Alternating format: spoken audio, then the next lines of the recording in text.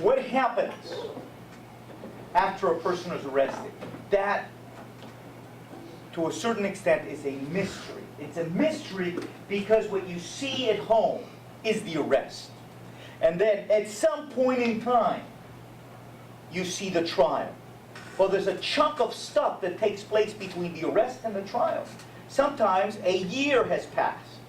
So what is it that takes place? Well, the truth is that once an arrest takes place, I don't know if you remember the movie Mission Impossible. Do you all remember the movie Mission Impossible? At the beginning of that movie, they're showing the credits, and they have a fuse that is lit. As the music is going on and the credits are going, there's a fuse that signifies time passing very quickly. Okay? That's what happens once you're arrested. A fuse is lit. Events must take place within a certain period of time of each other. The first event that takes place is called the initial appearance. I'll show you a short video of initial appearance. It's somebody who I think is under the influence. She was arrested here in Florida for a variety of different things, I think drug-related. And she is brought within, how long? 24 hours. Okay? Once you're arrested, you're brought before a judge within, how long? 24 hours. 24 hours. So, God forbid, I don't want to ever hear that any of you were arrested. But if you are arrested in the state of Florida, within 24 hours, you are going to be in front of a judge.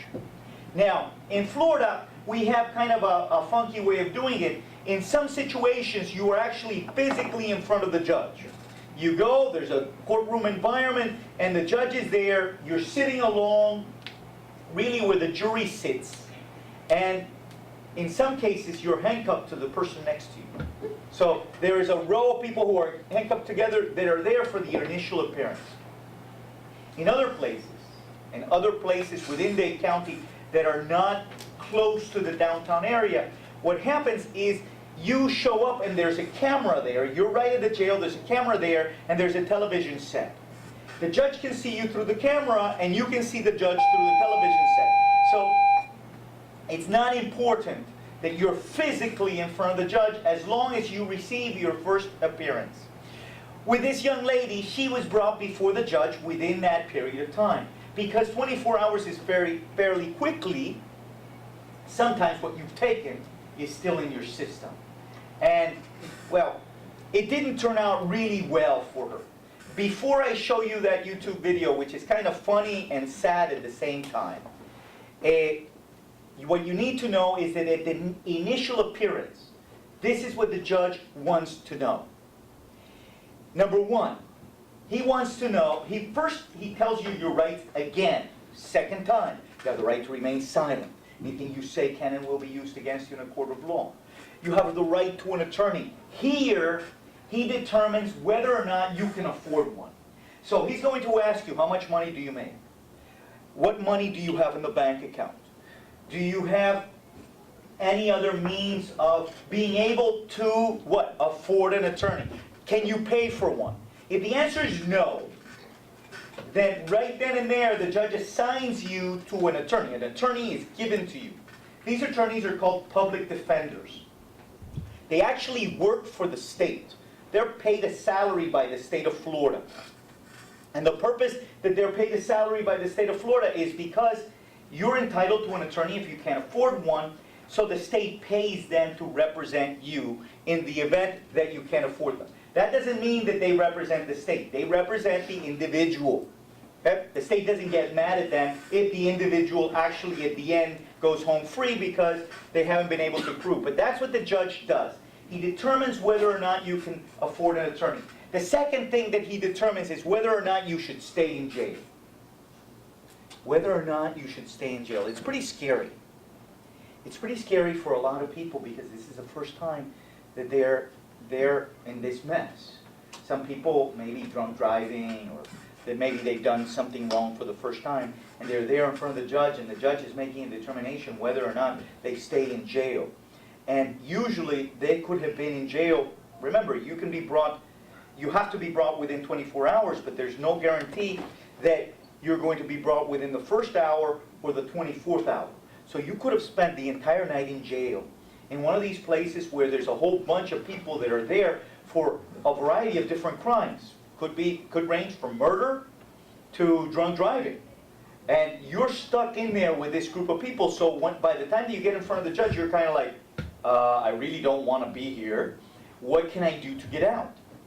So the judge makes a determination at that moment. It's called the initial appearance. At that moment, under what conditions you can go out. Under what conditions you can go out.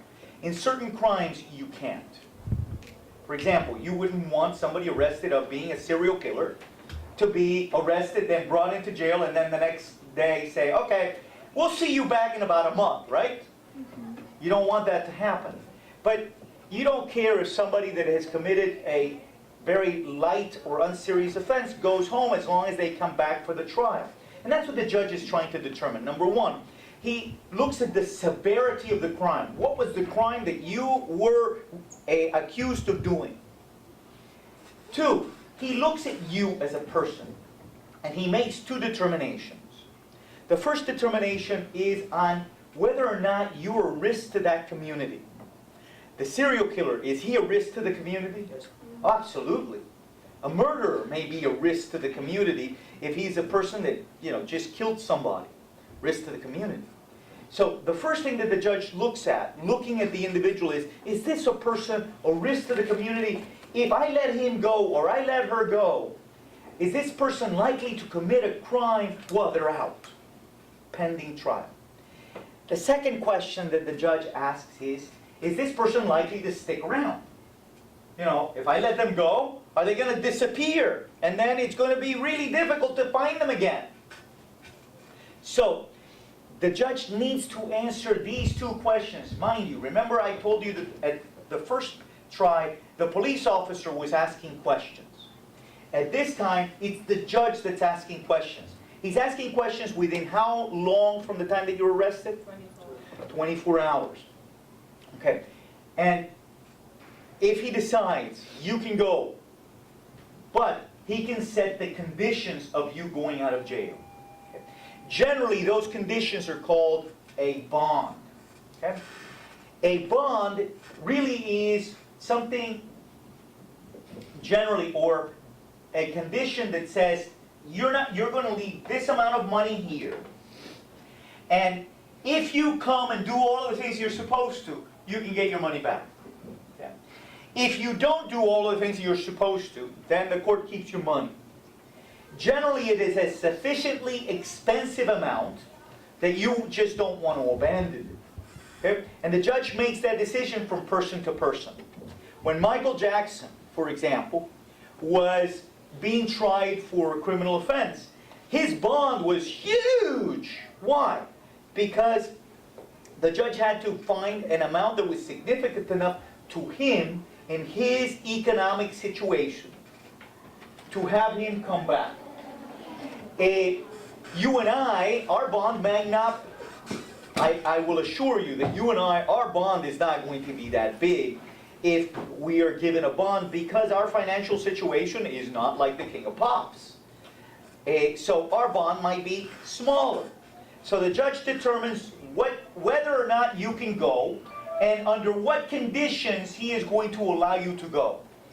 It is now kind of a very fashionable thing to allow people to go, but to stay in their home for house arrest. Allowing them to go to school or to work, but then have to return. And they do that by placing a bracelet on their ankles. And you saw that in that movie, what was it called? With LaBeouf? Eagle Eye. No, it wasn't Eagle Eye. It was, I want to say Paranoia, but it wasn't Paranoia. Well, you saw that in his case, he was in house arrest. Well, that's a very common thing to do. Why? Because house arrest saves the government a lot of money. They don't have to house you. They don't have to feed you. They don't have to take care of you. If you leave, and in one of the scenes in that movie, he goes beyond the limit of his bracelet, and all of a sudden, there are alarms that go off, and he gets in trouble because he went beyond. So in essence, you're tethered to a geographic location. So for the courts with non-violent criminals, it makes sense to let them go off with a bracelet on. So judge reads the rights, makes a determination on whether or not you can go out, determines the conditions on you being able to go out, and then finally, the judge sets what's called an arraignment. Okay? An arraignment is the next step in this process. So as you can see, if we looked at the example of the fuse going off, 24 hours, you have your first appearance. The arraignment usually is within 30 days. Within 30 days. From the moment you're arrested, this clock starts ticking. Why? Because under the Sixth Amendment, you're entitled to what type of trial? What type of trial? It's a cool word that they use in the Sixth Amendment, which is speedy. Speedy trial. Speedy trial means that you're not arrested and years later they bring you to trial. So this clock is intended to be moving the time so that your time in jail before you are determined either guilty or innocent is very short. Okay? That's why this is done. Okay. Now I'm going to show you the video of the first appearance, which I will hopefully put a link to in my webpage. When you're seeing this lecture, if you want, you can see the lecture and then go to the video on YouTube. It's, as I said, funny, and you'll find out why it's funny. And it's also a little bit on a kind of pathetic way. Ronald, could you stop the film?